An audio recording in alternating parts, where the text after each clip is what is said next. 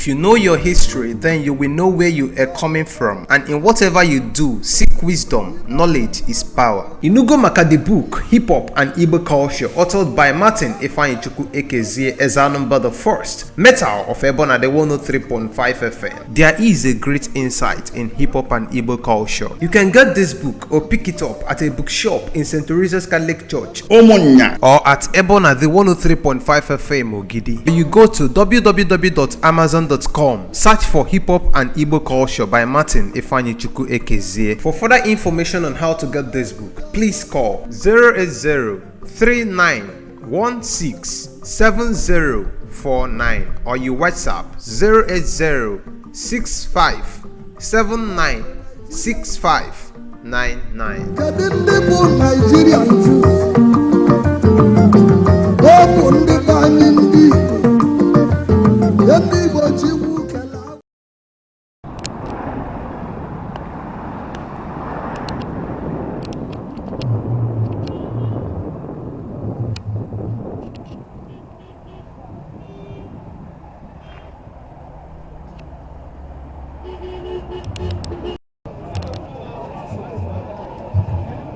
Mark your number 091 00 60 to the idea before address.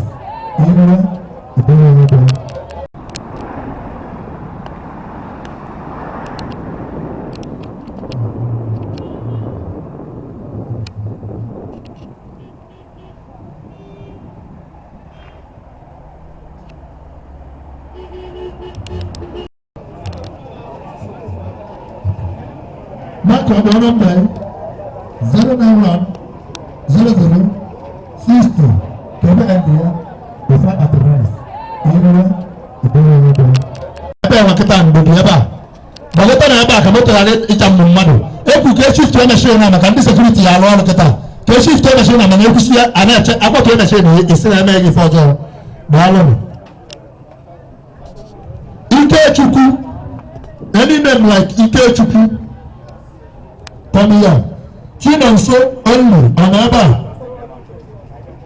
Ike Chukwu ba number Chinonso ba number. Yes. Yes.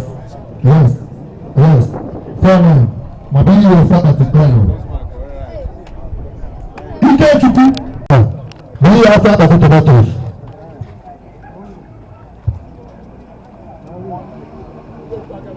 Monday. That's it. Okay. Monday. No. Obinna Obuebu.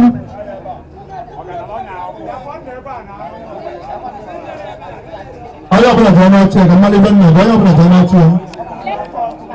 Ayọ̀bùnà jẹ́ náà tiẹ̀ mma ẹ̀dọ́ fún náà ìkè. Obinna Obuebu kọ́ nọ́mbà yìí. No.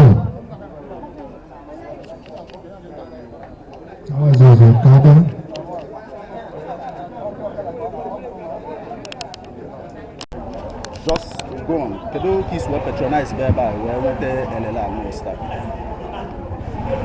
That's why they tend to move. Okay. Can I move now?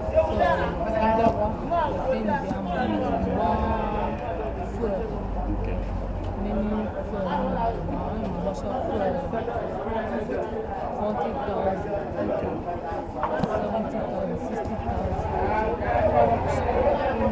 In a week.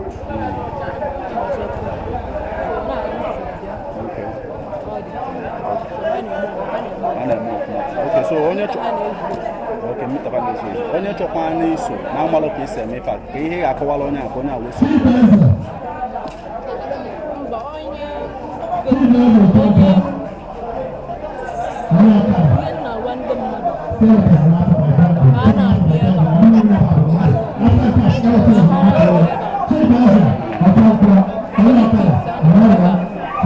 So kedu ka esi enweta kaadị na ihe ndị ọzọ bụ ebe dị sị emebe ihe dị n'ime. Ebe esi enweta kaadị from January. Okay. Na-eyi kaadị. Ị na-abịazi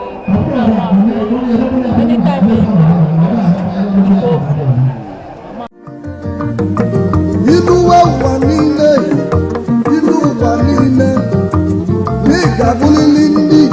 If you know your history, then you will know where you are coming from. And in whatever you do, seek wisdom. Knowledge is power. Inugo Maka the book, Hip Hop and Igbo Culture, authored by Martin Ifeanyichukwu Ekezie Ezanumba the First, Metal of Ebona the 103.5 FM. There is a great insight in hip hop and Igbo culture. You can get this book or pick it up at a bookshop in St. Teresa's Catholic Church, Omonya, or at Ebona the 103.5 FM Ogidi. You go to www.amazon.com, search for Hip Hop and Igbo Culture by Martin Ifeanyichukwu Ekezie. For further information on how to get this book, please call 08039167049 or you WhatsApp 08065796599. Kedu ndị bụ Nigerian Jews?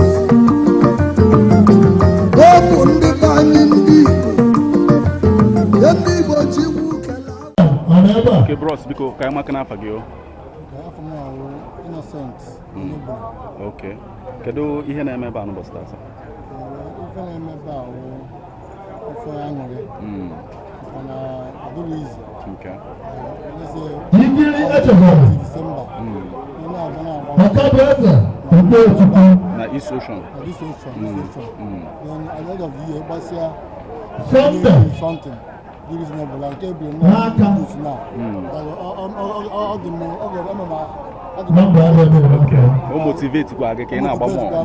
Next year, I'm going to see you now, but the carry zero. I'm going to put mention. And then I'm going to physical ha nwekwu. So, kedu ihe mmadụ ga-eme ka onye asolu wee na-elite ihe a? Kedu ka esi abanye na ya? Kedu ihe mmadụ ga-eme? Okay, kesa abanye na ya bụ ihe abịa onye gị kaadị ọdago. Onye kaadị ahụ ị na-agbazi ya every day bịa gbara fuel. Ọ bụrụ nke 3,000, 5,000 na-agba ya. Make sure you are also about you can get a boss or friend who have a boss. All the time.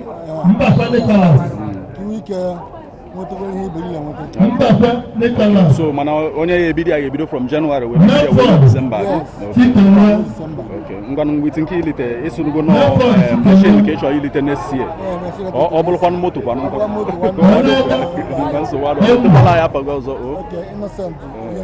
Dalo, thank you so much. Okay, bros, because can I up at you?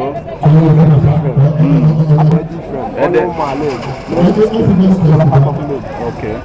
So can you MLE join on East Ocean today? East Ocean police station.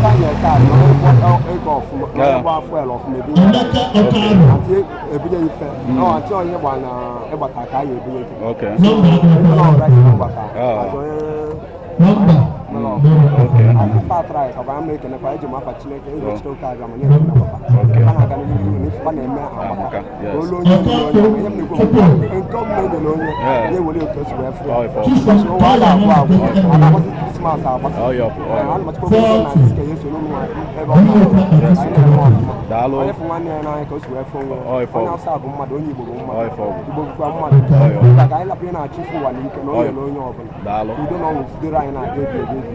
Amen. Dalo. So, onye chọrọ iso na-eme ihe dị n'ihe a, kedu ka oge si bido, kedu ife ọ ga-emegasị? Ebe gbara fuel enye asị gị mechọọ kaadị. Okay. Iwolu kaadị ada ego ya ego na free kaadị. Until ada akwụ ihe na gift ka na-emelụ mmadụ ahụ fa na-azụ ndị ha ndị bụ ụwa na-esili ike. Okay. Because ihe a na-enwe mekịta bịa out of food. Agba m fuel ụgwọ. Kanye fuel. That's on fuel. Ego ya ego. So ọ nnukwu ihe ka ọ bụtara anyị. A na-enyere anyị aka. A na-ekenekwa. Daalụ. Gazi ekpele ị na-ekpe n'isi pa being that n'ịfọ nọ ife dị mma ka a na-eme. Ife dị mma n'isi a mana police station na discussion n'Ogidi a. Ekpele m na ọ ya elu ebe 10 branches na Anambra. Oluzie n'Enugu State by onwe 40 branches. Oh, ife ọ bụ. Na diwo Igbo niile. Nye Igbo niile. Police station na-akarị Igbo niile. So onye nwanya na-ewu ọ na-eme ọfọ. The whole land niile ya of the best. Ada onye nwaka ya na-esoro echi. Daalụ. Ebidokwa ọzọ bịa were kaadị. Ọzọ m na-ewu nkịta m na-ewu egwu n'ụlọ moto. Egwu na machine. Oh, ife ọ bụ. And after m ụwa agbamọkara. Yes. Eze Chikoka ga-enyekwala obodo anyị aka. Daalụ. Thank you so much. Lotela ya paka ọzọ sa. From very different. Popular known as one man. 38 only members. Yes, all the members. Can you end the number? Abroad. Seven. Oh, you can't. The man abroad can. Last one, the first name. Can you end the 94?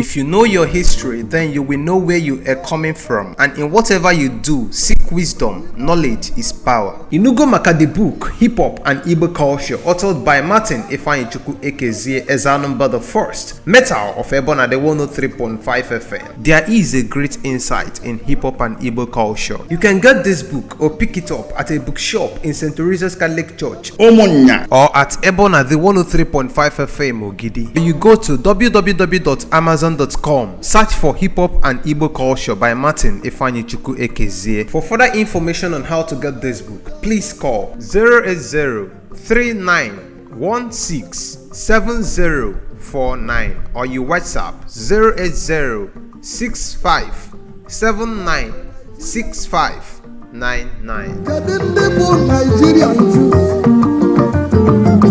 Ọ bụ ndị be anyị ndị Igbo.